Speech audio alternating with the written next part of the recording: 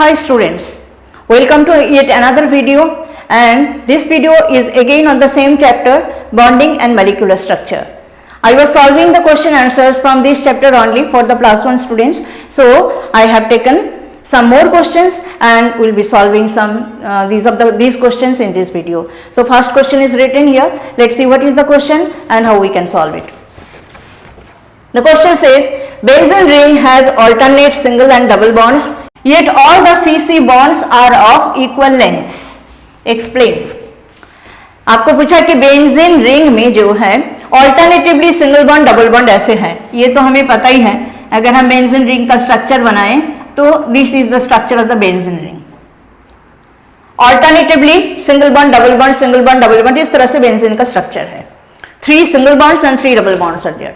Now बोल रहा है कि अगर 3 सिंगल बॉन्ड 3 डबल बॉन्ड्स है, मतलब ऑल्टरनेटिवली सिंगल बॉन्ड और डबल बॉन्ड आ रहा है, then how come all the CC bond lengths are equal. तो उसका एक्सप्लेनेशन के लिए बेंजीन का स्ट्रक्चर डिस्कस करते हैं. ये जो कॉर्नर्स है, ये कॉर्नर्स मतलब एक एक कार्बन एटम है. ये सारे कार्बन एटम जो है sp2 हाइब्रिडाइज्ड है.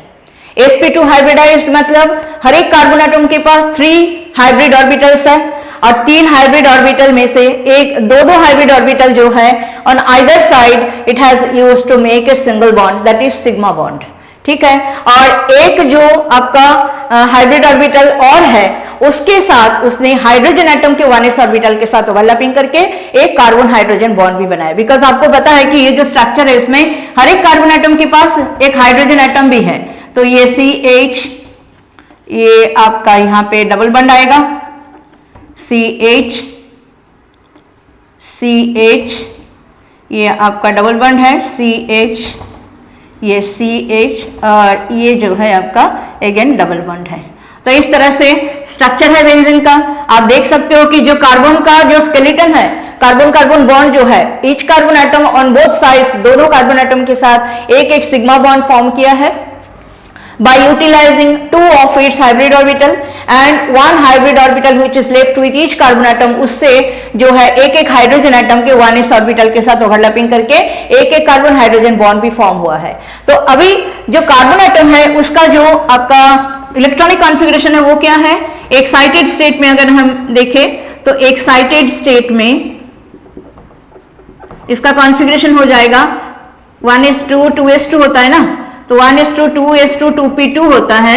तो एक्साइटेड स्टेट में 1s2 2s2 2p2. अब 2p को हम जो है यहां पे बॉक्स डायग्राम बना के ही आपको बताते हैं. ये आपका 1s है, ये आपका 2s है,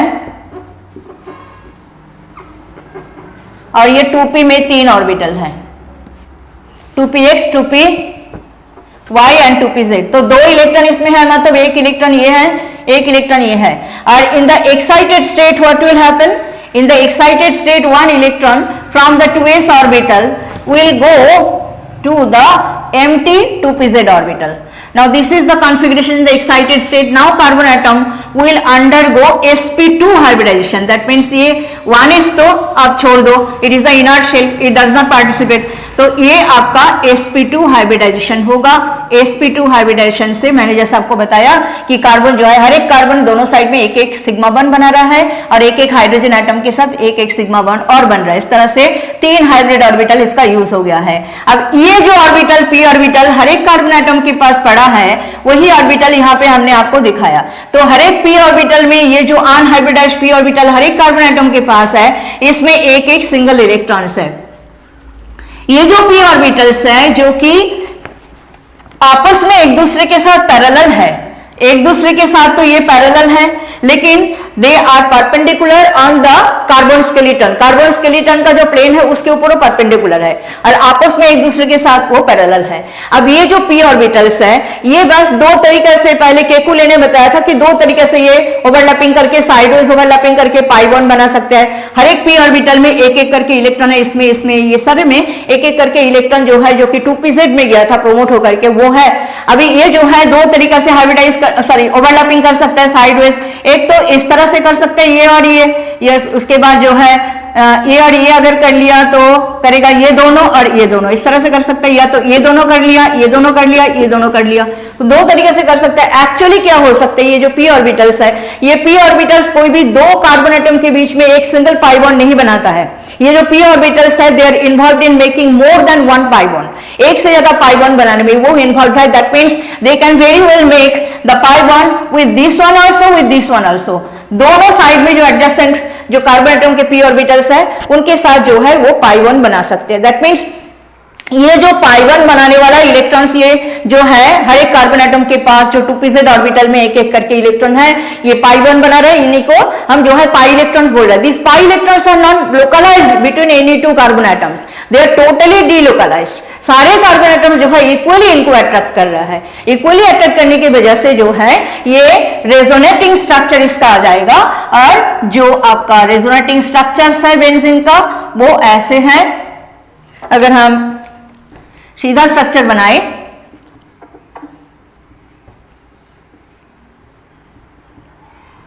ये होगा दूसरा रेजोनेटिंग स्ट्रक्चर ये, और जो हाइब्रिड है वो हाइब्रिड आपको पता है कि हाइब्रिड में हम जो है बीच में एक डॉटेड सर्कल दे देते हैं। ये डॉटेड सर्कल ये इंडिकेट करते हैं जो ये जो पाई बॉन्ड्स है they are not localized, the pi electrons are not localized, they are completely delocalized, and उसी को ही हमने ये डॉटेड सर्कल से दिखाया है। ये जो डीलोकलाइजेशन है पाई इलेक्ट्रॉन्स का, यही रीजन है कि कार्बन कार्बन बॉन्ड लेंथ जो है इक्वल हो जाता है।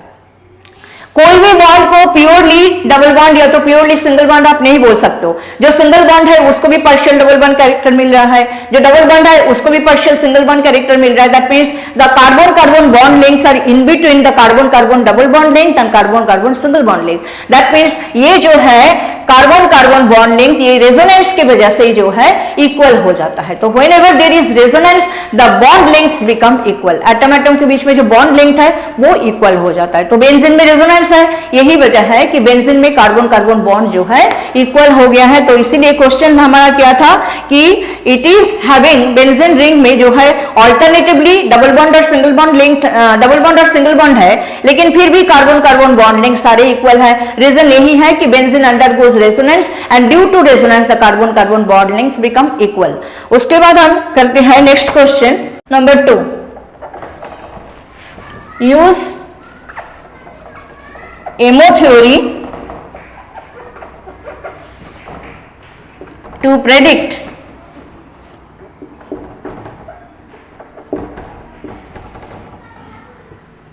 which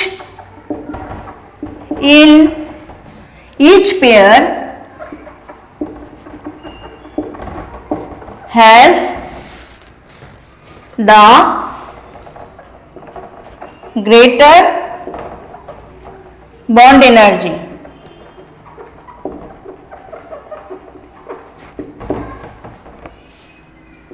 The pairs are O2 or O2 plus, N2 or N2 plus। Let's solve this। Bond energy किसका ज्यादा है इन पेयर्स में से, उसको फाइंड आउट करने के लिए हमें एक एक का बॉन्ड ऑर्डर कैलकुलेट करना होगा। एमओ थ्योरी से, मॉलिक्यूलर ऑर्बिटल थ्योरी से बॉन्ड ऑर्डर कैलकुलेट करना होगा।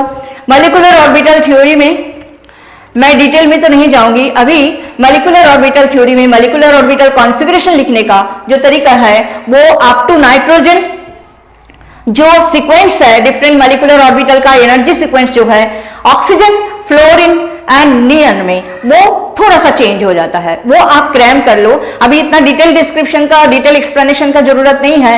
आप जो है चाहो तो कॉम्पिटिटिव एग्जाम वगैरह में अगर आपको चाहिए तो नेक्स्ट वीडियो में वो हम डिस्कस कर सकते हैं। Now quickly we will write down the MO configuration for each and every species, calculate the bond order and bond energy में क्या रिलेशन है वो फाइंड आउट करते हैं, और उसी से हम बताते हैं कि which one will have higher bond energy. तो पहले हम नंबर 1 को लेते हैं, O2। How many electrons are there? 16 electrons are there. Oxygen का एटॉमिक नंबर 8 है तो 16 इलेक्ट्रॉन्स आर देयर। अभी आपको एमओ कॉन्फ़िगरेशन लिखना होगा। एमओ कॉन्फ़िगरेशन पहले कौन आता है, sigma 1s2 sigma star 1s2 sigma 2s2 sigma star 2s2, इसके बाद सीक्वेंस होगा आपका sigma 2pz 2, then it will be pi 2px pi 2py। अब देखो अब तक कितना हमने इलेक्ट्रॉन्स डाल दिया है, 16 में से 2 4 6 8 10 डाल दिया, ये आपका 12, ये आपका 14, और इसके बाद आएगा pi star 2px is equal to pi star 2py। ये जो मैंने दो केसेस में इज इक्वल टू साइन बीच में दिया है, ये यही शो करने के लिए, यही इंडिकेट करने के लिए कि ये जो है डीजेनरेट ऑर्बिटल्स है, इनका एनर्जी इक्वल है। तो आपको अगर जैसे यहाँ पे 2 इलेक्ट्रॉन हमारे पास होगा, मेरे ख्याल से अभी हमने कितना डाल दिया, 2 4 6 8 10 12 14, अभी 2 और है हमारे पास, तो हमें इसमें 1 डालना है, इसमें भी 1 डालना है, हमें 2 किसी एक में डालना नहीं है, बिकॉज इक्वल एनर्जी ऑर्बिटल में हमें पहले सिंगली उनको फिल करना पड़ता है। This is according to harms rule of maximum multiplicity. If equal energy orbital, जिनको डीजेनरेट ऑर्बिटल्स कहा जाता है, उसमें अगर आप इलेक्ट्रॉन डालोगे तो सबसे पहले उनको आपने सिंगली फिलअप करना है, उसके बाद इलेक्ट्रॉन बचेगा तो आप उसको पेयर करोगे, अदरवाइज आप जो है सिंगली पहले फिलअप करना होता है, यही रूल है। तो हमने डाल दिया। अब देखो O2 का बॉन्ड ऑर्डर निकालना है, हमें बॉन्ड ऑर्डर का फॉर्मूला पता है, bond order is equal to NB minus NA divided by 2। NB और NA क्या है, NB stands for bonding electrons and NA stands for anti bonding electrons. तो बॉन्डिंग इलेक्ट्रॉन्स हमने जो है, जो स्टार वाला हमने एस्टेरिक्स वाला जो है वो एंटी बॉन्डिंग मॉलिक्यूलर ऑर्बिटल है, तो NA जब हम कैलकुलेट करेंगे तो एस्टेरिक्स वाला जो ऑर्बिटल्स है उनमें जितना इलेक्ट्रॉन्स है वो हमने कैलकुलेट करना है, बिना एस्टेरिक्स के जो ऑर्बिटल्स है वो आपका बॉन्डिंग मॉलिक्यूलर ऑर्बिटल है, उनके इलेक्ट्रॉन्स कैलकुलेट करते हैं पहले। Bonding electrons are how many, 2 4 6 8 10, so is equal to 10 minus anti bonding electrons कितना है, 2 4 5 6, तो 6 divided by 2, so it will be how many, 4 by 2, so it will be 2। so bond order oxygen का कितना आ गया, so bond order oxygen का आ गया, bond order जो है, बॉन्ड ऑर्डर ऑफ O2 ये आ गया आपका 2। Now let us calculate bond order of O2 plus. O2 plus के लिए एमओ कॉन्फ़िगरेशन लिखते हैं, पहले O2 प्लस में कितना इलेक्ट्रॉन्स है वो देख लेते हैं। O2 का बॉन्ड ऑर्डर है 2। अब O2 प्लस इलेक्ट्रॉन से एक कम है, 16 माइनस 1 दैट मीन्स 15 इलेक्ट्रॉन्स है। अब इनको एमओ कॉन्फ़िगरेशन में लिखो, sigma 1s2 sigma star 1s2 sigma 2s2 sigma star 2s2 sigma 2pz, इतना 2 4 6 8 10 पाई 2px पाई 2py 14 हो गया। एक और, तो इसके बाद आएगा pi star 2px is equal to pi star 2py, तो 1 है हमारे पास और इलेक्ट्रॉन 2 4 6 8 10 12 14 1 मोर, तो 1 इसमें डाल दिया। अभी बॉन्ड ऑर्डर कैलकुलेट करते हैं, bond order is equal to NB minus NA divided by 2। NB कितना है, 2 4 6 8 10 10 minus anti bonding electrons are 2 4 5 5 by 2, so it is 2.5। so O2 plus का बॉन्ड ऑर्डर कितना आ गया, O2 का बॉन्ड ऑर्डर था 2 और O2 प्लस का बॉन्ड ऑर्डर O2 प्लस का बॉन्ड ऑर्डर आ गया 2.5। Now what is the relation between bond order and bond energy, they are directly proportional, greater the bond order greater is the bond energy। so since bond energy is directly proportional to bond order. So out of O2 plus and O2, which one will have higher bond energy?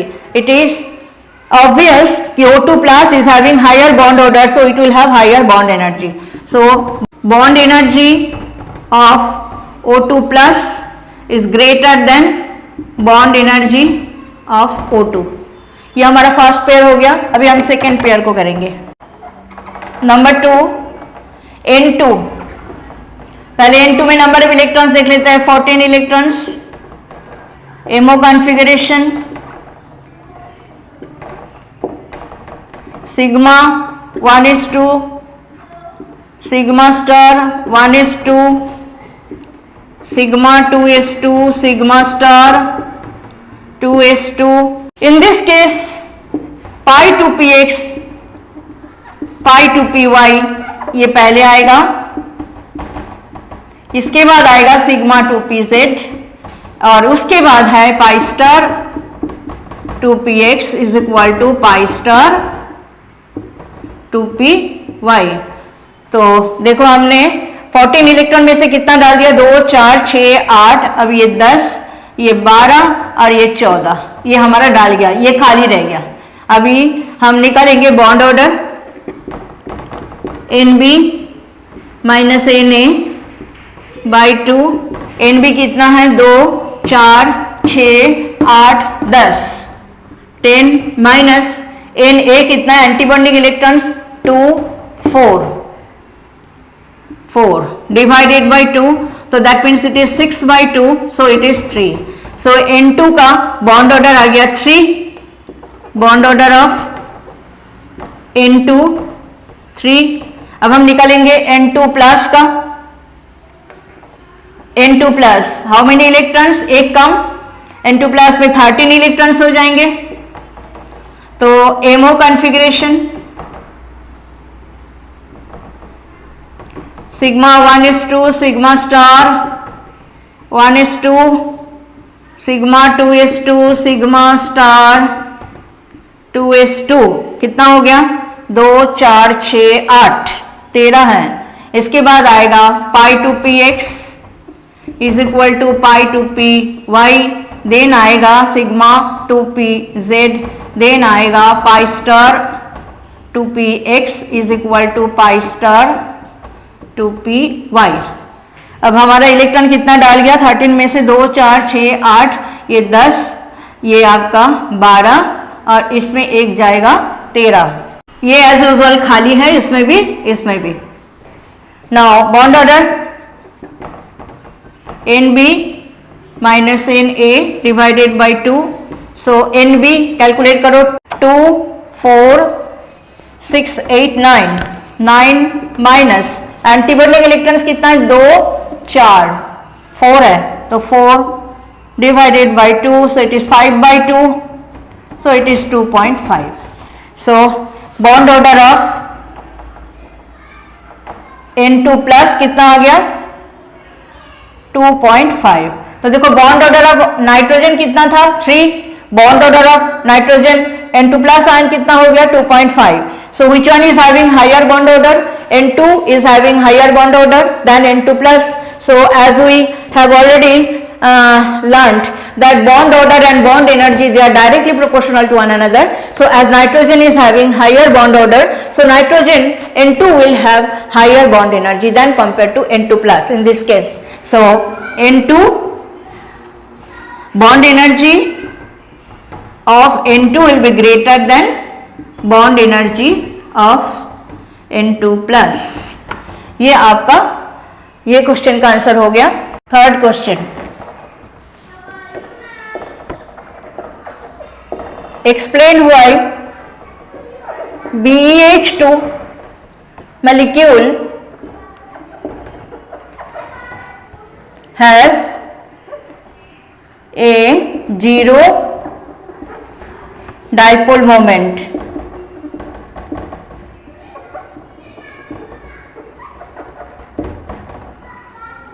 Although the BeH bonds are polar. BeH2। Dipole moment का जो topic है उस topic में आपने पढ़ा होगा, एक बार और बता देते हैं आपको कि एक मॉलिक्यूल का जो शेप है वो डाइपोल मोमेंट वैल्यू से जो है उसका शेप को डिसाइड किया जाता है। या तो डाइपोल मोमेंट वैल्यू आपको बता दिया जाए, उससे आप मॉलिक्यूल का शेप बता सकते हो। जैसे इन दिस केस आपको बताया कि BeH2 मॉलिक्यूल का 0 डाइपोल मोमेंट है, जबकि BeH बॉन्ड्स आर पोलर। अब जो कोई भी मॉलिक्यूल में अगर एक से ज्यादा पोलर बॉन्ड्स है, हर एक बॉन्ड का जो डाइपोल मोमेंट है, जिसको हम बॉन्ड डाइपोल या तो बॉन्ड मोमेंट बोलते हैं, उनका जो रिजल्टेंट डाइपोल मोमेंट होगा, मॉलिक्यूल का जो रिजल्टेंट डाइपोल मोमेंट होगा, वो जो है सिर्फ इंडिविजुअल बॉन्ड का जो डाइपोल मोमेंट है उसके ऊपर ही डिपेंड नहीं करते हैं, जो बॉन्ड्स की अरेंजमेंट है इन स्पेस उसके ऊपर भी डिपेंड करती है कि what will be the resultant dipole moment of the molecule और द स्पीसीज, उसके ऊपर भी डिपेंड करेगा।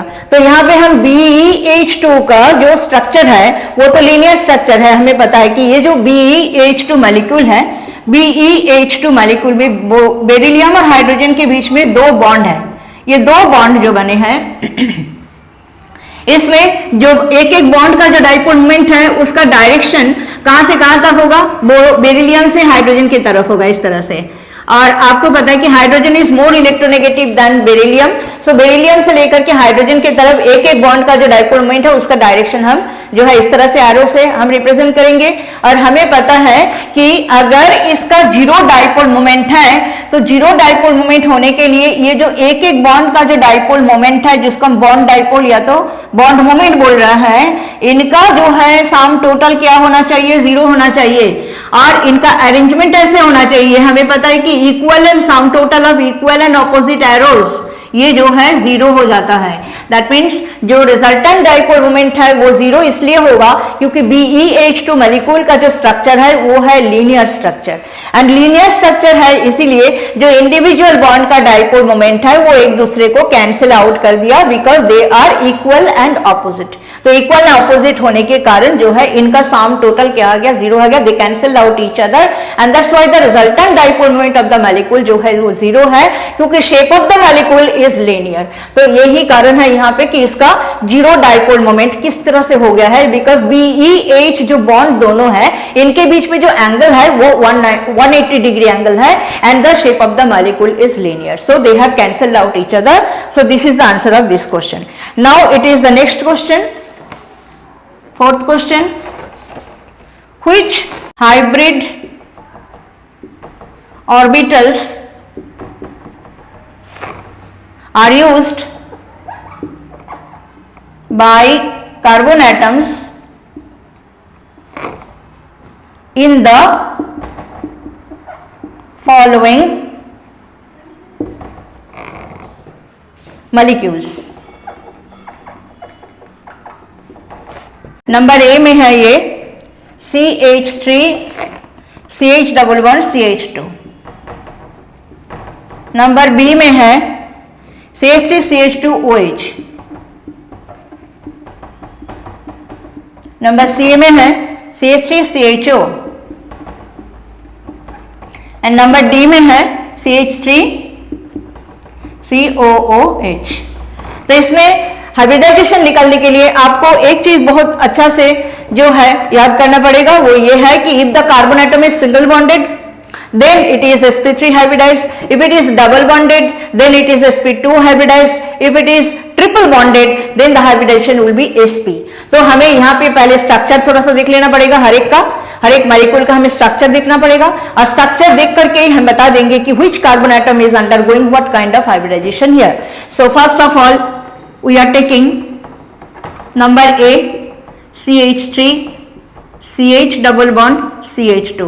यहाँ पे देखो ये जो 2 कार्बन एटम है इनके बीच में सिंगल बॉन्ड है, तो ये वाला कार्बन एटम का हाइब्रिडाइजेशन, तो ये जो हाइड्रोजन के साथ 3 बॉन्ड बनाया ये तो sp3 हाइब्रिडाइज्ड है, लेकिन ये जो कार्बन एटम है ये इसके साथ डबल बॉन्डेड है, तो इसका हो जाएगा sp2 हाइब्रिडाइजेशन, इस कार्बन एटम का भी हो जाएगा sp2 हाइब्रिडाइजेशन।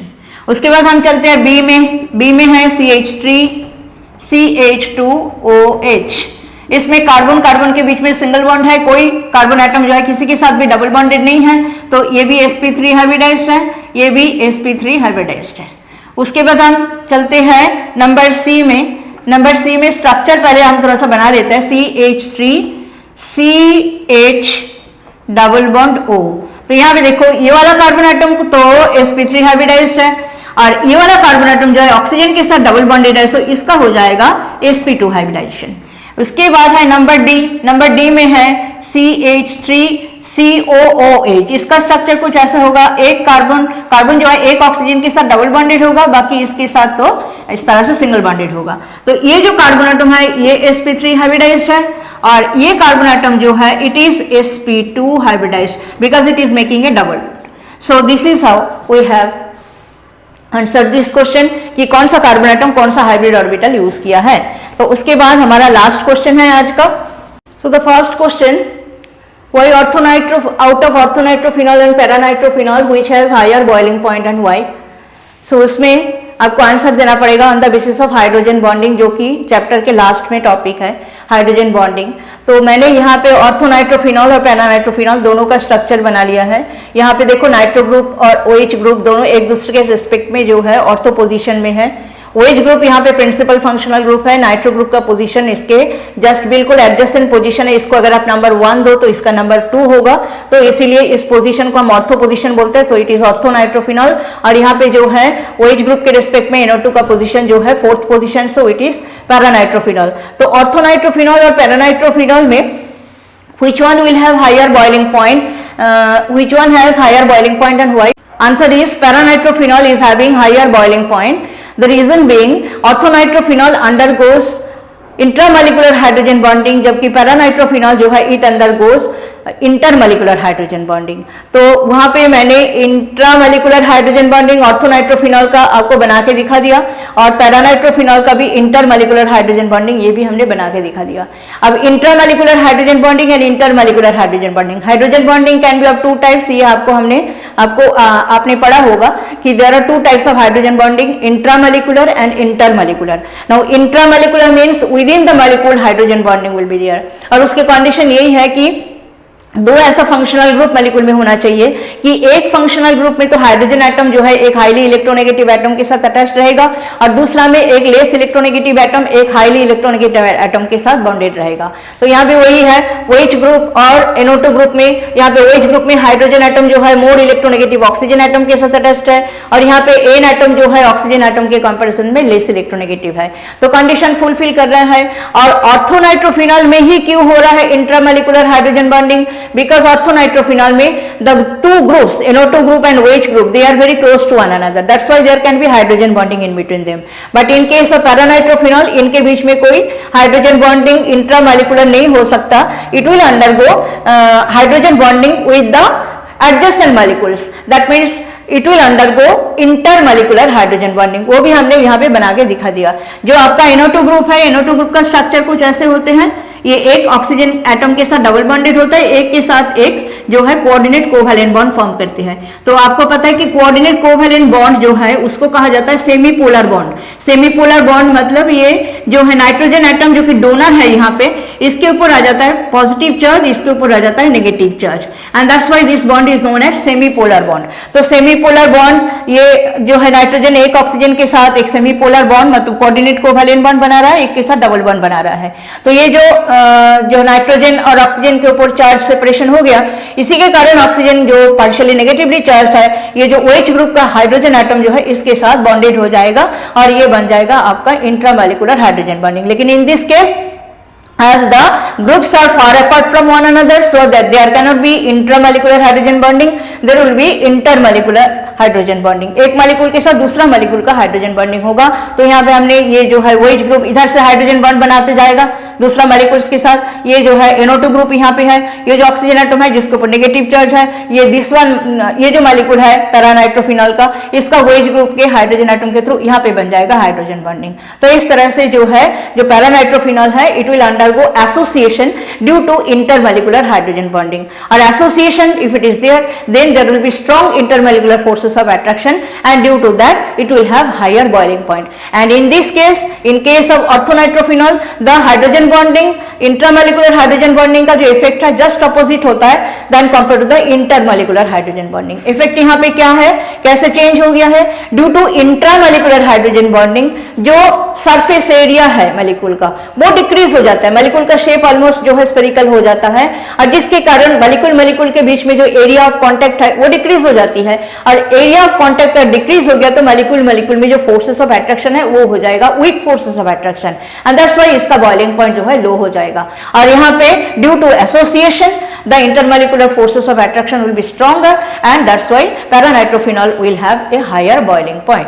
तो इसका हो गया आंसर हमारा। सेकंड क्वेश्चन है why glucose, fructose, sucrose etcetera are soluble in water though they are covalent compounds. ये कोवैलेंट कंपाउंड होते हुए भी पानी में डिसॉल्व क्यों हो गया है, क्यों हो जाता है? The reason being they all have a polar OH group in them, glucose, fructose, sucrose, इनमें जो है polar OH group है, and compounds which can make hydrogen bond with water they are soluble in water. So in this case the glucose, fructose, sucrose है they can make hydrogen bond with the water molecule and that's why they are soluble in water. So this is the answer of the second part of the question. और उसके बाद third part में हम आ जाते हैं। Third part में है ये बोला है कि BaSO4 बेरियम सल्फेट जो है एक आयनिक कंपाउंड है, फिर भी जो है ये वाटर में इनसॉल्युबल है। हमें पता है कि ionic compounds they are soluble in water and जो कोवैलेंट कंपाउंड्स है they are soluble in organic solvent जो कि पोलर नहीं है, ठीक है। तो यहाँ पे BaSO4 आयनिक कंपाउंड होते हुए भी वाटर में इनसॉल्युबल क्यों है? यहाँ पे आपको कंसेप्ट जो लगाना पड़ेगा वो है lattice enthalpy and hydration enthalpy का कंपैरिजन करना पड़ेगा। लैटिस एंथैल्पी और हाइड्रेशन एंथैल्पी में अगर हाइड्रेशन एंथैल्पी कोई कंपाउंड का ज्यादा होता है then compare to lattice enthalpy then that compound will be soluble in water, but if it is just reverse that means lattice enthalpy ही जो है हाइड्रेशन एंथैल्पी से ज्यादा है, in that case the compound will be insoluble in water. तो यहाँ पे वही हुआ है जो ग्रुप 2 के एलिमेंट्स हैं, जो पीरियोडिक टेबल में ग्रुप 2 के एलिमेंट्स है beryllium, magnesium, calcium, strontium, barium, इनमें जैसे आप ऊपर से नीचे जाओगे size is gradually increasing. So Be+2 ion से लेकर के जैसे जैसे आप Ba+2 आयन तक पहुंचोगे तो size of the cations will be increasing and as the size of the cation will increase the lattice enthalpy will also increase, but then due to with the increase in the size of the cation what is happening to the hydration enthalpy? hydration enthalpy का क्या हो रहा है? hydration enthalpy सबसे ज्यादा होगा Be+2 ion के लिए because it is smallest in size। और hydration enthalpy क्या है ये भी मैंने पिछले वीडियोस में कई बार बता चुकी हूँ कि hydration enthalpy वो एनर्जी है जो कि एक आयन, पॉजिटिव आयन हो चाहे नेगेटिव आयन हो, when it is surrounded by the water molecules then with due to the interaction with the water molecule which are polar in nature जो energy release होती है उसी को कहा जाता है hydration enthalpy. So as you are going down the group from Be+2 ion to Ba+2 ion the size of the cations are gradually increasing and that is why जो smallest size है ion का जो beryllium ion है उसके case में जो ज्यादा number में वाटर मॉलिक्यूल के साथ सराउंडेड हो जाएगा and greater amount of energy will be released as hydration enthalpy in case of beryllium ion. लेकिन in case of barium ion जैसे आप ग्रुप में बिल्कुल नीचे पहुंच गए हो तो barium ion being very bigger in size it will not interact in that manner with the water molecules and hydration energy released will be less and that is why यहाँ पे BaSO4 का क्या होगा? हाइड्रेशन एंथैल्पी जो है lattice enthalpy से भी कम हो जाएगा and that is why BaSO4 ionic compound होते हुए भी वाटर में डिसॉल्व नहीं करेगा।